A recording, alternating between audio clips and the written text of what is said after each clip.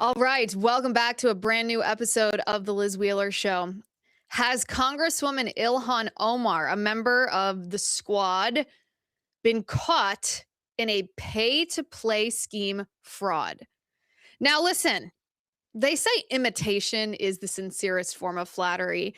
It appears that Ilhan Omar is trying to turn herself into Hillary Clinton 2.0. And I'm not actually talking about Omar having aspirations of being president the way Hillary Clinton did or perhaps does. The question on my mind today, are Ilhan Omar and her not first, not second, but third husband copying Hillary and Bill Clinton's Clinton cash scheme? You know, the one where Bill Clinton earned just exorbitant amounts of cash for his speeches and his appearances and other nonsense, when really what he was selling was access to his wife, then Secretary of State Hillary Clinton, and subsequently to the Obama administration at large. Ilhan Omar's husband is now under investigation by House Oversight Committee Chair Congressman James Comer for his unusual business dealings, which we'll examine in just a moment, because unusual is the most generous, charitable word possible to describe the shady behavior of Ilhan Omar's husband. This congressional investigation comes after Ilhan Omar suddenly, suspiciously, changed her financial disclosure to Congress. Originally, Omar had reported that her net worth was upwards of $30 million, this enormous amount of money. And then suddenly, she revised that 30 million number all the way down to $18,000. It's quite a change in your socioeconomic circumstances there, Congresswoman. And Omar blamed all of this on an accounting error. Well, I certainly hope she fired her accountant. But there is perhaps more to this than meets the eye. I'm going to show you today the money trail. It would hardly be the first time we've seen pay-to-play schemes in politics. Bill and Hillary Clinton are, of course, the masters of this crooked scheme. But think about, most recently, for example, Hunter Biden selling his artwork for millions and millions of dollars. So talented. Was that really the market value of Hunter's artwork? Or were people with political interests paying off Hunter in order to get access to Joe Biden? Well, I think we all know the answer to that question. So let's start with Ilhan Omar's current husband. And I say current husband because this is Ilhan Omar's third husband. His name is Tim Mynett. Now, Tim Mynett met Ilhan Omar when he was working for the E Street Group. The E Street Group was a political consulting firm, and Tim Mynett began working with Ilhan Omar's congressional campaign back in 2018. Not that long ago, 8 years ago. For Ilhan Omar's campaign, Tim Mynett and the E Street Group provided fundraising, consulting, and comms, essentially, which in the political and media world essentially means nothing. Who knows what he really did? And yet he raked in from Ilhan Omar's campaign funds that came directly from her donors, ostensibly $3 million. That was in 2018. Fast forward to 2019, and suddenly Ilhan Omar and Tim Mynett are a romantic couple. They, of course, denied this at first because both Ilhan Omar and Tim Mynett at the time were married to other people. But in August of 2019, Tim Mynett's then wife, a woman by the name of Dr. Beth Mynett, filed for divorce, saying that Tim Mynett told her that he was romantically involved with and in love with Ilhan Omar, thus constituting the grounds for the separation and subsequent divorce. Tim Mynett denied those allegations, but less than a year later, that divorce was finalized. At the same time, Ilhan Omar's then husband, Ahmed Hirsi. Now, this was Ilhan Omar's first husband, although the first time she married her first husband, she married him in a religious ceremony only and not in a civil ceremony. She then went on to marry her second husband in a civil ceremony, got civilly and religiously divorced from her second husband before civilly remarrying her first husband, whom she was married to at the time she began this alleged affair with the man who would become her third husband, Tim Mynett. Ahmed Hirsi, the first husband who was also, I suppose, the third husband. Does that make Tim Mynett the fourth husband? Ilhan Omar's romantic partnerships are as confusing as her finances. Suffice to say, Ahmed Hirsi filed for divorce in October of 2019, just months after Tim Mynett's then wife, Dr. Beth Mynett, filed for divorce from him, citing his romantic involvement and being in love with Ilhan Omar. Even though Ilhan Omar at the time denied romantic involvement with Tim Mynett, you fast forward just a couple months to March of 2020, and Ilhan Omar announces on the internet that she and Tim Mynett are married. Suddenly they are a romantically involved couple. Suddenly they are, I assume, in love if they got married, unless, of course, it's a business arrangement, a political match, just to help each other out. Who knows? Political marriages are certainly strange ones. So then we fast forward to this year. Ilhan Omar, as a member of the United States Congress, is required to disclose her finances. That is part of the ethics structure of the United States Congress. And as part of her 2024 financial report, Omar reported that her net worth was upwards of $30 million. Now, you might wonder, how did a woman who was elected to the United States Congress a decade ago, how did she earn $30 million in that position when we know what the salary structure for members of the United States Congress is, and it doesn't equal $30 million even if you are elected for 10 years? That's a good question, and a question many members of Congress would do well to answer. Well, according to Omar's 2024 financial report, this $30 million net valuation comes from her association, her joint association with her now husband, Tim Mynett, in two different firms, a winery named E. St. Crew, which Ilhan Omar in her report valued at between $1 and $5 million, and a second business called Rose Lake Capital. Rose Lake Capital is the consulting firm her husband is the president of. Rose Lake Capital, she valued at between $5 and $25 million. Thus, doing the elementary math here, 1 to 5 million plus 5 to 25 million could then equal a $30 million net worth. Now, that's a lot of money, especially considering that on the previous year's financial disclosure, these two businesses, the winery, E. St. Crew, and Rose Lake Capital, were valued at just a fraction, a tiny, minuscule fraction of this value. How did they increase their value so substantially? Well, we're going to get to that in just a moment. If you like this episode, by the way, and you want Ilhan Omar not just to be exposed and for us to know the truth, but for law enforcement and the federal government to act on this information, please subscribe to this channel and share this episode.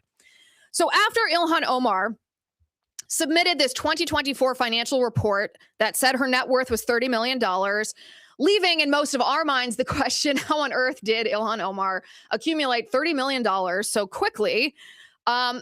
She suddenly revised her financial report. This is what Zero Hedge reports. Omar's original 2024 disclosure filed in May of 2025 showed the two firms, the winery and the consulting firm, exploding in value from a combined $51,000 in 2023 to as much as $30 million the following year. Can you imagine a business where you are earning $51,000 and suddenly the next year it's worth $30 million? It's a little hard, even as a business-minded person, to imagine that. Rose Lake Capital, Zero Hedge reports, was listed between $5 million and $25 million. The winery sat between $1 and $5 million. Then came the late March amendment, in which Omar blamed an accountant's error in netting out liabilities. The company's reported net value was wiped to zero, and the couple's total household assets were slashed to between $18,000 and $95,000. She claimed it was an accounting error. Wouldn't you like to know who her accountant is, or hopefully was, to make such a significant error? $18,000. That's her total household assets. You know, you could probably sell the furniture in a living room and a bedroom set, and it would be worth more than $18,000. Something's not adding up here. Zero Hedge continues 9 days after that amendment, after Ilhan Omar revised the $30 million valuation and said, actually, we're poor, we're impoverished, we're only worth $18,000. 9 days after that amendment came out of nowhere, California business records show that E. St. Croix LLC, that's the winery, was officially terminated and dissolved on April 4th. Well, why would it be terminated and dissolved if it was worth $5 million? Zero Hedge said the winery had never owned a vineyard, a tasting room, or major production equipment. It produced only tiny batches at a shared custom crush facility, had no active phone line, and went dark on social media years ago. It was already dogged by investor lawsuits alleging fraud. One Washington, D.C. restaurateur, Naheem Mode, claimed he invested roughly $300,000 after being promised a 200% return in 18 months, plus 10% monthly interest if late. A separate cannabis-related venture involving Minette's partner, William Haler, ended in a roughly $1.2 million settlement after investors accused the duo of misappropriating funds. End quote. When journalist Angela Rose went to California to see if she could find this winery, this is what she found. She found the address and she found the building, but this is what was inside the building. Take a look. We are looking for 422, which is the mailing address of Ilhan Omar's winery. There's a big complex with many different stores, and looks like Carmine just found it. Is it the Postal Plus place? Yeah. Okay. This is an awesome winery, dude. Let's see if we can find. Do you white or red? Red. Red? Okay. It's open. Hello. How are you? Good, are you? Good. Do you guys sell any wine? Sell wine? Yeah. No. Oh. We have wine boxes. Wine boxes? Oh, okay. Yeah, they're gonna be. So they have wine boxes? Like these ones? Yeah. Okay. So maybe she just needs some help. She needs some stickers, you know. There it goes. There's $5 million worth of a wine business right there. Well, that disproves this. The only thing there were little cardboard wine cartons at this Postal Plus. It was essentially a P.O. box as the address for this winery, begging the question, does this winery, which was suddenly closed 9 days after Ilhan Omar filed this amendment claiming that her accountant had messed up and she's not actually worth $30 million, she's only worth $18,000, does it exist? Is it real? More importantly, did it ever exist? Well, the answer to that question, this is where it gets really interesting. That's the first business, the winery. Where it really gets interesting is the second business. This is according to Zero Hedge. According to Chairman Comer's letter to Ilhan Omar's husband, Tim Minette, Lake Capital, the consulting business, had marketed itself as a globe-trotting player with, quote, deep global networks built from on-the-ground work in more than 80 countries. Its website, later scrubbed of officer and advisor names, including former diplomats, hyped sustainable investments and solar panel projects across Africa. One partner reportedly received a $10,699 business class ticket to Dubai for deal discussions. Can you imagine spending $10,000, almost $11,000 on a plane ticket? The firm once claimed to manage $60 billion in assets, an eye-popping figure for a company that, according to earlier disclosures, had less than $1,000 in the bank in 2023. So wait just a second here. That disparity is even more significant than Ilhan Omar's two business ventures combined being worth $50,000 in 2023 and jumping to $30 million in 2024. This particular business, Lake Capital, had less than $1,000 in the bank in 2023, but fast forward to 2024, claimed to manage $60 billion in assets. Well, it doesn't sound like they were very good at managing the assets if the assets were actually real. So here again is where it gets interesting. The countries for which Tim Minette, Ilhan Omar's third husband, provided consulting for, or the areas of interest in which Oversight Committee Chairman Congressman Jim Comer has expressed interest, are the countries of, wait for it, Somalia, Kenya, and UAE, specifically Dubai. Now, Does Tim Mynett have deep ties to Somalia, to Kenya, to UAE, his global projects in those countries? Here's where it would behoove us to remember that Tim Mynett's wife, his current wife, Congresswoman Ilhan Omar, once told a group of Somalis that she, though she is a naturalized U.S. citizen, although we, of course, on this show contest whether that naturalization was valid or not, which we'll get into again in a little bit further along in this show. Ilhan Omar once told a group of Somalis that she and the others in the room are Somali first, and that they actually control the U.S. government in order to serve Somali interests. Take a look at this. annaga haddii aan nahay dad Soomaali ah waxaan nahay dad isjecel waa laga yaabaa meelaha qaarkood inaan isku xagxagano laakiin haddii runtii ay imaato waxaan nahay dad isku tashto dad walaalo ah dad dhiig lah dad isku og inay Soomaali yihiin inay Muslim yihiin oo iyagana isku hiiliya. All right, let's start that over. Let's start that over for a moment, and I'm going to read the captions here so that anybody who is listening can hear what she is saying, because her words are quite striking here. If we can, Spencer, if we can play that video again. Go ahead and start it over. She says, we as Somalians, we love each other, Ilhan Omar says. There are areas of friction, and that led us to kill each other, but in reality, we are an organized society. Brothers and sisters, she says. People of the same blood, she says.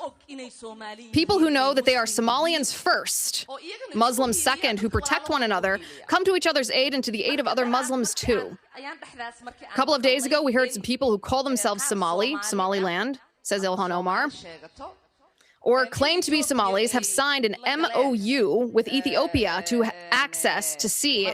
Then she says, I don't even know what that word is in Somalia. She goes, sorry, my grasp of the Somali language is atrocious. And she laughs awkwardly at herself.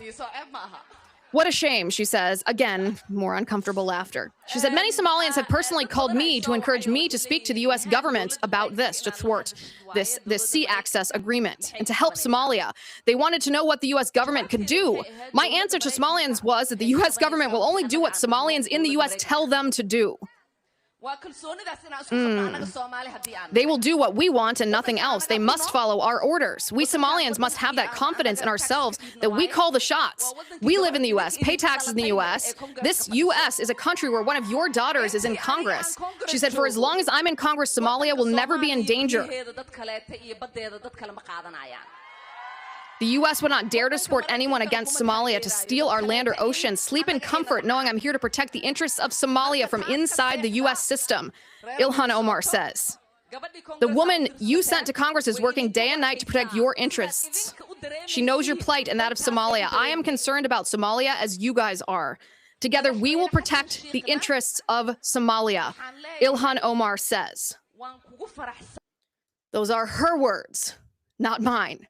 The woman who claims we are Somali first, Muslim second, that the U.S. government serves her interests and that she will not rest until Somali interests are met. Well, suddenly it begins to make a little more sense why this sort of generic run-of-the-mill white guy named Tim Mynett would have an extremely lucrative consulting business that serves Somalia and Kenya and the UAE, whether it's investors or what his business relationships are with people in those countries is exactly what Chairman Comer is trying to discover, because what it appears to be, the framework, let's just say, parallels almost exactly the framework of a pay-to-play scheme. You know, what the Democrats like to call a quid pro quo. You remember when they falsely accused Donald Trump of a quid pro quo after that phone call that he had with Ukrainian President Volodymyr Zelensky, in which they claimed that Trump was withholding money unless Zelensky looked into the Bidens. That's a quid pro quo. A pay-to-play is you pay for access to the politicians that you want access to, and somebody profits by giving you that access. So pay-to-play, you know, for influence. And this, by the way, this is just like what the Clintons did. Bill Clinton and Hillary Clinton. When Hillary Clinton was serving as Secretary of State in the Obama administration, what did her husband Bill do, the former president? Well, he did speeches and he did appearances, and he's a likable guy. I'm sure he was entertaining to a certain extent, but Was he worth $500,000 for one speech? $500,000 just to hear old Bill talk? I find that a little hard to believe. Bill Clinton traveled the world and collected money from individuals and countries all around the globe, from people who, just coincidentally, I'm sure they enjoyed his speaking skills, also wanted access to Secretary of State Hillary Clinton, his wife. Remember Uranium One? The entire structure of the Clinton Foundation was built on, Peter Schweitzer describes it in the best possible phrase. I could not outdo that. This operation of Clinton cash, selling access to somebody in a position of political power while profiting a family member of that person in a position of prominence. I'm sure Hillary and Bill Clinton didn't invent it, but they perfected the scheme in American politics. Ilhan Omar's husband's operation smells Clintonian. If it looks the same and it sounds the same, you might want to investigate whether the same thing is happening. But you might be asking the same question that I've been asking. Pay to play what? Ilhan Omar is in Congress, sure, but she's not Secretary of State. When Hillary Clinton was Secretary of State, she stood right next to Barack Obama.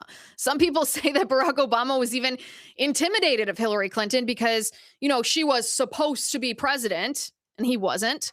She had deeper ties to the deep state, the swamp creatures. She's a person of political influence, a big player in the Democrat Party. And at first, Obama was a newcomer.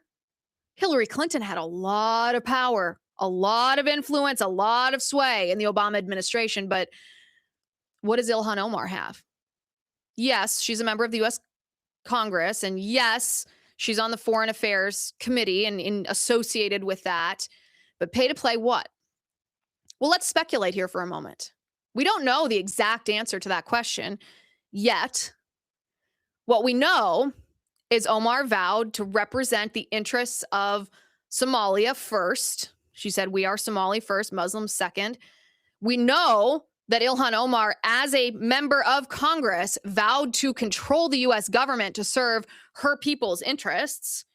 Now, I'm not exactly sure why she thinks or how she intends to control the U.S. government. So there's some level of influence just by nature of being in the United States Congress. And then it's increased. That level of influence is increased by her position in the Foreign Affairs Committee world. But there's something more. There's also the allegation that Ilhan Omar was, at the very least, in the know about the Somali fraud rings that bilked the state and federal government billions and billions of dollars in Minnesota. The people who we know for a fact perpetuated that massive fraud ring, those people have run in the same circles as Ilhan Omar. And I'm going to show you those associations in just a moment. But first, I want to thank today's sponsor, Preborn. Right now, the voices in our culture are even louder than usual. And the result of that is the truth often gets drowned out. Today, I need you to speak the truth. Preborn needs you to speak the truth. Women facing unplanned pregnancies are often pressured to act quickly before they have time to pause, to breathe, to hear the truth about life, dignity, and hope. Sometimes they're coerced into abortion, by the father of their child, by their own mother, by their friends, their coworkers, this culture that degrades motherhood, that degrades a woman's ability and the beauty of the ability to carry a child. And she's coerced and shamed into having an abortion. In the face of this cultural onslaught, I refuse to be silent. And I'm asking you today to join me. At Preborn Network Clinics, a woman is welcomed with compassion. She's given a free ultrasound. When a woman sees her unborn child on that ultrasound screen, she is more likely to choose life than not. And you can be a part of this pivotal eternal choice. For just $28, your generosity provides one ultrasound. $140 sponsors 5 ultrasounds for mothers in crisis. To donate, dial pound 250 and say the keyword baby. And when you say that word baby, understand this is not just hypothetical. This is a little baby girl, a little baby boy that you are saving with your prayer and generosity. That's pound 250 keyword baby, or visit preborn.com/Liz. That's preborn.com/Liz. All right. There is the allegation that Ilhan Omar, Congressman Ilhan Omar, was at the very least in the know, aware of the Somali fraud rings that bilked the state and federal government billions and billions of dollars in Minnesota. We did an entire episode with investigative journalist Nick Shirley about these fraud rings in Minnesota and how complex they are, how it's like spokes on a wheel, the different aspects, the autism care centers, the daycares, the transportation companies, and how they work hand in glove to defraud the state and federal government. The government doesn't own money. It's your money that they pocket this money criminally while perpetuating this fraud. The people who perpetuated that massive fraud ring run in the same circles as Ilhan Omar. Now, President Donald Trump has made the allegation that Congresswoman Ilhan Omar knows about the Somali fraud. On December 31st of 2025 on Truth Social, the president posted much of the Minnesota fraud, up to 90%, is caused by people who came into our country illegally from Somalia. Congresswoman Omar, the president posted, an ungrateful loser who only complains and never contributes, is one of the many scammers. President Trump directly accused Ilhan Omar of being part of perpetuating this massive fraud in Minnesota. And we'll get to the evidence of that allegation in just a moment. But let's walk through some of the associations here, some of Ilhan Omar's associations with the key players in the Somali fraud. One of the key parts, the biggest perpetuators of the Somali fraud was an organization called Feeding Our Future in Minnesota. It was one of the biggest fraudulent operations that happened during COVID, took advantage of all of the money that was up for grab during COVID. In the year 2020 through the year 2022, Feeding Our Future secured $250 million in grants from the state and local government that turned out to be entirely fraudulent and despicably so. Not only was this a financial crime, which is not a victimless crime, this crime was committed using child nutrition, taking care of children who need proper food as the pretext of why they were applying for this money. They never gave this money to children who need food, to starving children, to malnourished children. Well, back in 2018, Ilhan Omar's campaign hosted a victory party after she won election at a restaurant that was owned by a man who was one of the key Feeding Our Future fraudsters.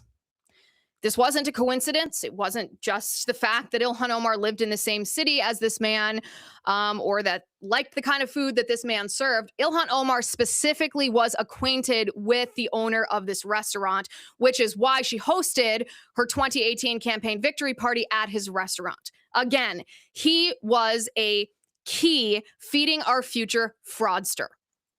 Additionally, Ilhan Omar had a campaign staffer who was convicted of fraud. Again, does that mean Ilhan Omar herself was aware of it? Not necessarily, but the associations are many. Ilhan Omar also received donations to her campaign from a whole host of fraudsters. Once that was exposed, you can say to her credit, Ilhan Omar returned that money, but you wonder if she returned it because it was the right thing to do or she returned it because she was caught. In addition to these associations, Ilhan Omar was photographed with yet another fraudster by the name of Abdul Ibrahim. The associations Ilhan Omar has with those who are known to be perpetuators of this massive Somali fraud in Minnesota, the number is larger than what happened coincidentally. Now, does this constitute direct evidence that Ilhan Omar was part of this fraud scheme? No, it's not direct evidence. Does it constitute direct evidence that Ilhan Omar was aware of this and either facilitated it or turned the other way? Well, no, not direct evidence, but it is strong circumstantial evidence, also known as indirect evidence. If you use your common sense, it's a little hard to believe that Ilhan Omar ran in the same circles, associated with, had on her staff, received donations from all of these people perpetuating this fraud and simply knew nothing about it. This was and is, after all, the district that Ilhan Omar represents, the neighborhoods that she talks about. We are Somali first. Well, do you not know what your people are doing? Which brings us back to the appearance of a pay-to-play scheme. Okay, if it looks like a pay-to-play scheme and it smells like a pay-to-play scheme, if it parallels almost identically the framework of the Clinton cash scheme, what was Ilhan Omar selling access to? Because again, she is a congresswoman with access to everything that a congresswoman has access to, and a seat, an influential seat on the Foreign Affairs Committee, and yet she wasn't the Secretary of State like Hillary Clinton. What was she selling access to? Well, if I'm the FBI, I try to find answers to that question. And where I begin investigating, if I'm the FBI, is right in the center of that Somali fraud.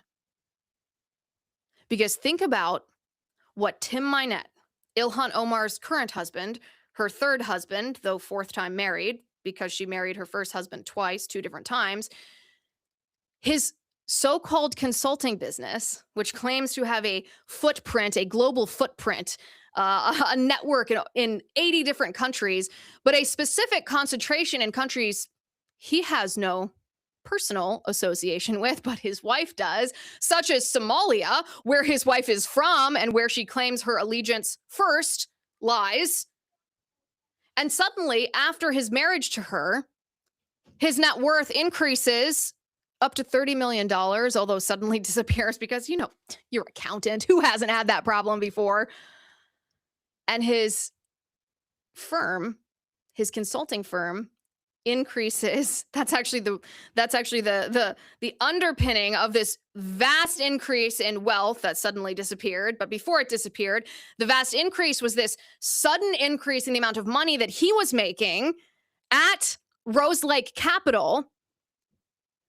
If I were the FBI, I would investigate what Ilhan Omar was selling access to. Was it that she was selling access to something associated with the government? Was she selling access to her own essentially lobbying influence on behalf of, quote unquote, her people back in Somalia? Or was she selling access to the Somali fraud rings?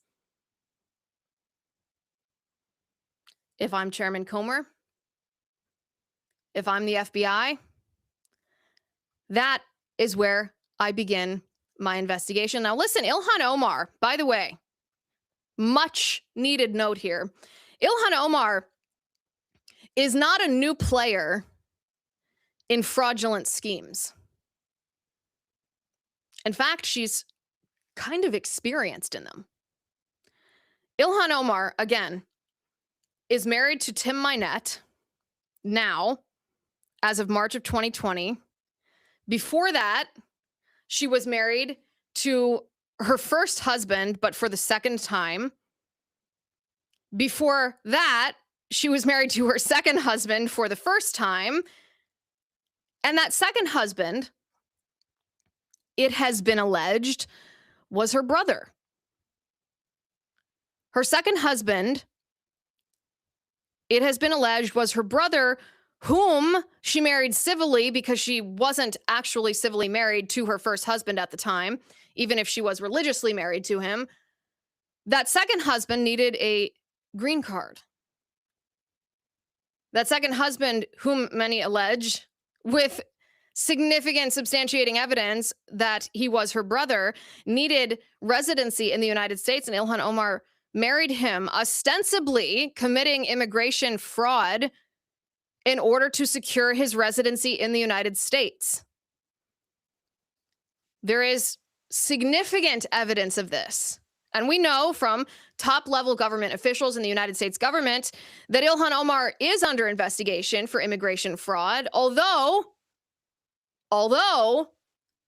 there's no information about whether that immigration fraud is related to her marriages or related to her father. Because Ilhan Omar's father also committed immigration fraud. Ilhan Omar's father claimed asylum in the United States about 3 decades ago. He claimed asylum because he came from Somalia, and he said, "I fear for my life if I don't leave Somalia. The officials of the Siad Barre regime, it was a violent Marxist regime that controlled Somalia at the time, is going to kill me." And he was granted asylum on the basis of that claim. And yet, in this asylum claim, he forgot one important fact. He forgot the truth. He forgot to tell the truth. He forgot to tell the truth that, in fact, he was a member of this violent Marxist Siad Barre regime. He was in the military of that regime. He was a colonel who likely specialized, somewhat ironically, given his daughter's propensity to the same thing, in propaganda. And it wasn't that Ilhan Omar's father was afraid that the Siad Barre regime would kill him as some kind of dissident. It was that the people of Somalia had staged an uprising against their violent dictatorial government. They'd overthrown the regime, and they were holding accountable, seeking justice for the members of that regime who had abused them, including Ilhan Omar's father. He just forgot that part in his asylum claim. And he was granted asylum on the basis that, oh my goodness, the Marxist regime is trying to kill you, not I'm part of the Marxist regime and I'm worried that the people who are actually enacting justice for the wrongdoings I've committed against them are going to kill me. So Ilhan Omar's father was welcomed into the United States. His claim of asylum was granted, and he brought with him his daughter Ilhan. And Ilhan Omar was naturalized as a citizen of the United States in the years that followed her father's asylum fraud. Now, you could argue, and if you did, you'd be right, that Ilhan Omar's citizenship, her naturalized citizenship, was based on a lie. It was based on fraud. It is, at the very least, illegitimate. It is invalid. Although she was a child at the time that her father committed this crime, that doesn't matter. What matters is that her father committed a crime in order to secure asylum under false pretenses, brought his family with him. His family benefited from his crime, securing U.S. citizenship. But the whole house of cards tumbles down when you realize that her father's asylum claim was entirely fraudulent. The Department of Homeland Security would do well to investigate that as well, because Ilhan Omar ought to be denaturalized. She ought to be deported because she is not a valid U.S. citizen. Thank goodness the chairman of the House Oversight Committee, Congressman James Comer, is investigating what seems to be a pay-to-play scheme. As I said, Ilhan Omar is no newcomer to the world of fraud. Her family engaged in fraud to even get here in the first place, to secure her naturalized citizen. She engaged in what appears to be immigration fraud by marrying the man allegedly, who is also her brother, in order to secure him permanent status in the United States. And then this sudden change in economic circumstances, going from extremely wealthy $30 million to being essentially in the poorhouse. All that she's worth is a mere $18,000. That's all of her possessions and all of her money. And yet her husband has a consulting firm that specializes in areas that coincidentally Ilhan Omar pledges allegiance to before she pledges allegiance to the United States. If ever an investigation was warranted, it is this moment, and it is this woman. All right, now let's talk about the Pope, Pope Leo. You know, I am not a theologian, and it is not my favorite thing to talk about the Pope because Vatican affairs is not American politics. We often try to hold Pope Leo and the Vatican to the same standards that we'd hold an American president in his administration. And they're simply not an apples to apples, oranges to oranges comparisons. And it's sometimes a tricky thing, a difficult thing to talk about because what do we do here every day on the show? We talk about American politics. And so to translate that into talking about the Pope and his political influence in Vatican affairs isn't easy. Nor, as I said, am I a theologian. I am not a canon lawyer. I am not a doctor of the church. I am a Catholic, and I am devoutly so. And nothing will ever convince me to leave the Catholic Church, because it's the church Christ established, in which he gave us the sacraments and the Holy Eucharist, the real presence of Jesus, the body and blood of Christ. And no human, no matter how strongly, how vehemently I disagree with their political views, no matter how much their international affairs demeanor annoys me, no human being could convince me to abandon that, even if it's a pope. Even if a pope spoke political opinions I disagree with. We spoke about this last week on the show. It's also worth noting, before we talk about the Pope's comments about the death penalty, also worth noting that popes speak, and this is a little bit different in the Catholic Church versus a Protestant or an evangelical church. Popes speak in a pastoral capacity for the majority of the time.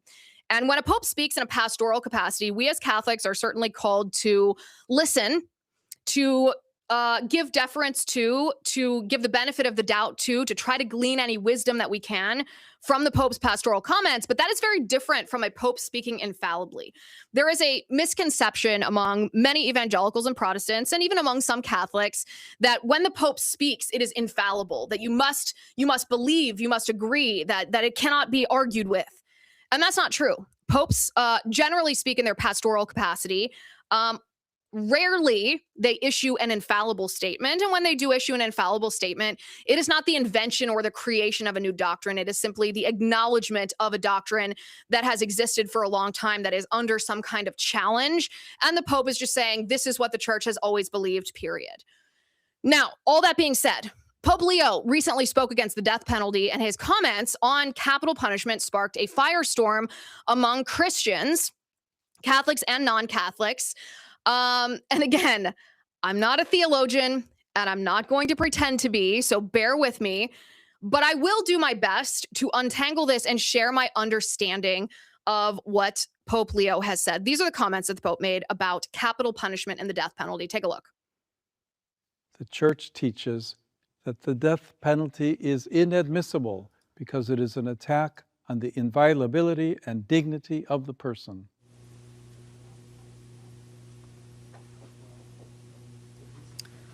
The right to life is the very foundation of every other human right. For this reason, only when a society safeguards the sanctity of human life will it flourish and prosper.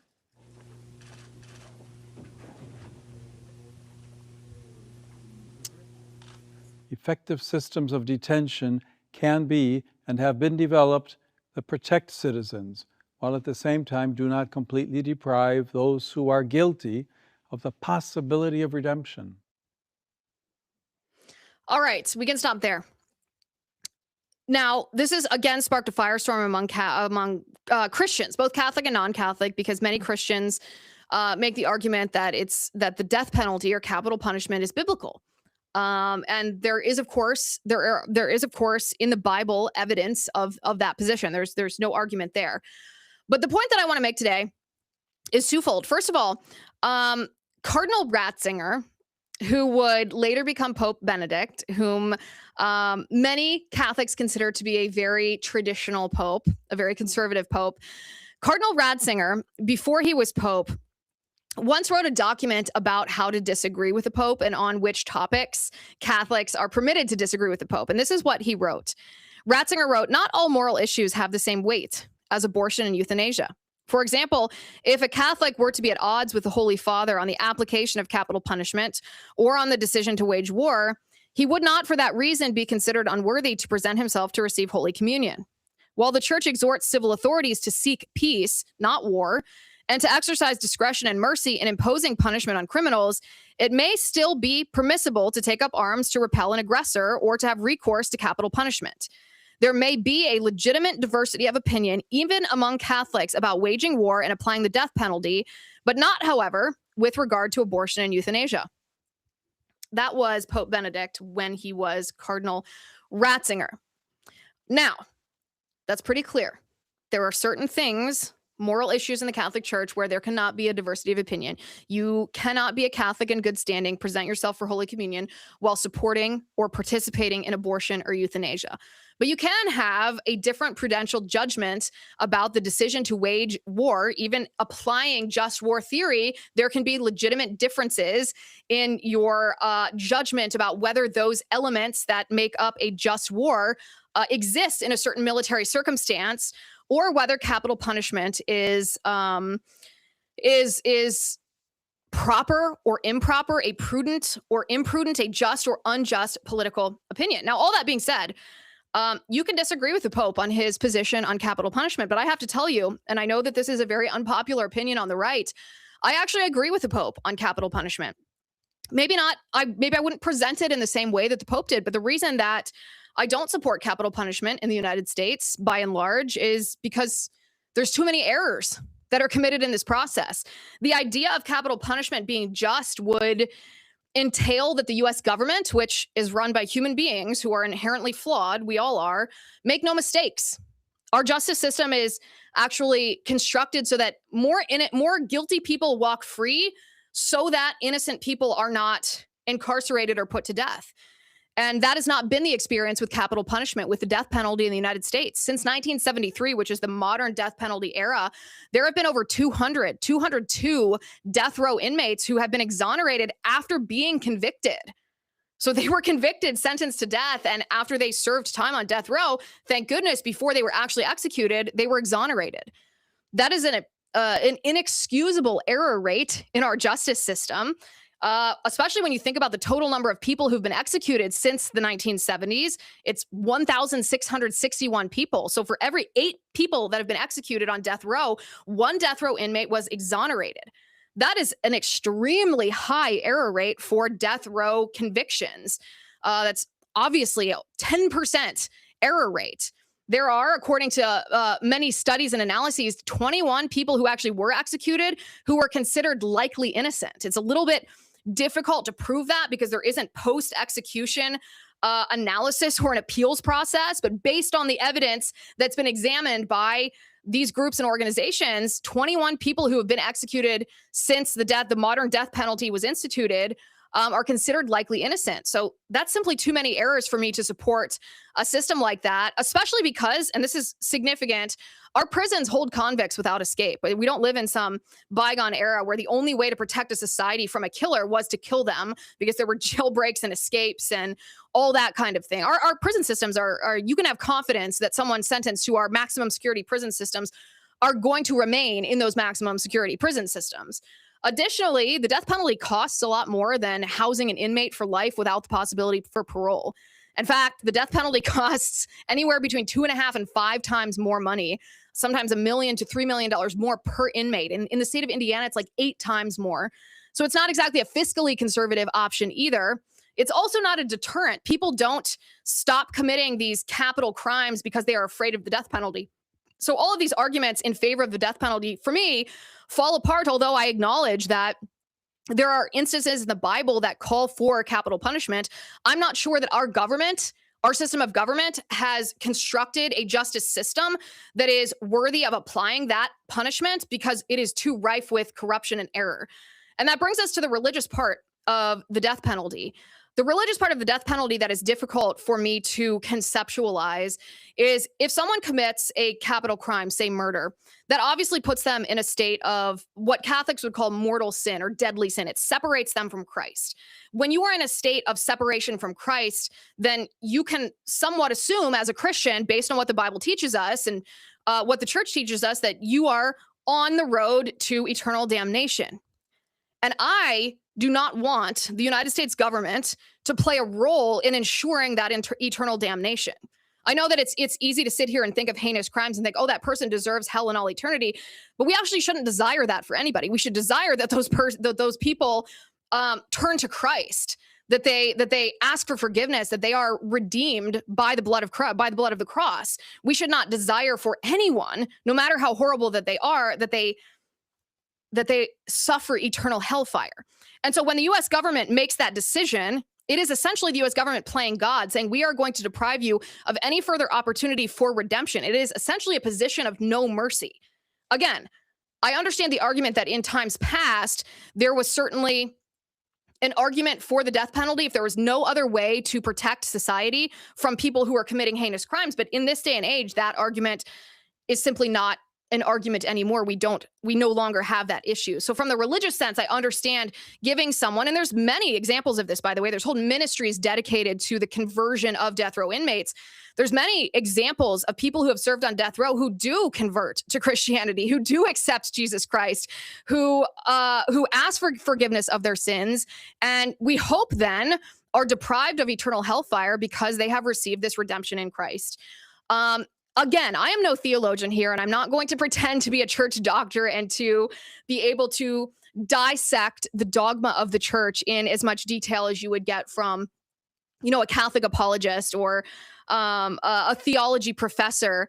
At the same time, there is a basic understanding that I have, just as a practicing Catholic, of what the Pope means when he calls for mercy. And it's not because these people don't, quote unquote, deserve punishment.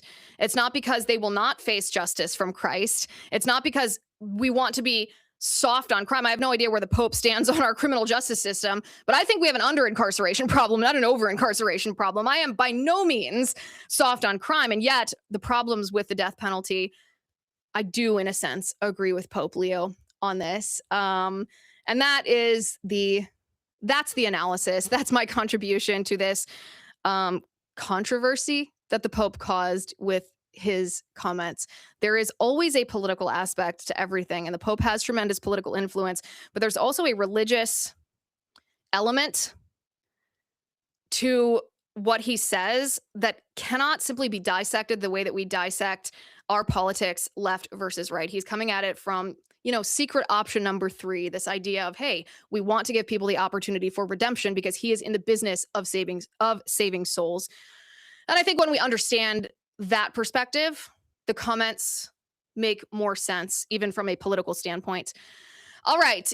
Something a lot of people still can't quite shake, and rightly so, is how fast certain questions about COVID just kind of disappeared. Like for a while, even bringing up where COVID came from felt like something you weren't supposed to do.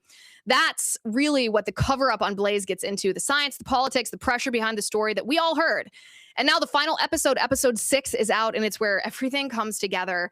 Highly recommend that you watch. You could just download the Blaze TV app, no subscription needed. You can watch the first episode of the 6-part investigative docuseries.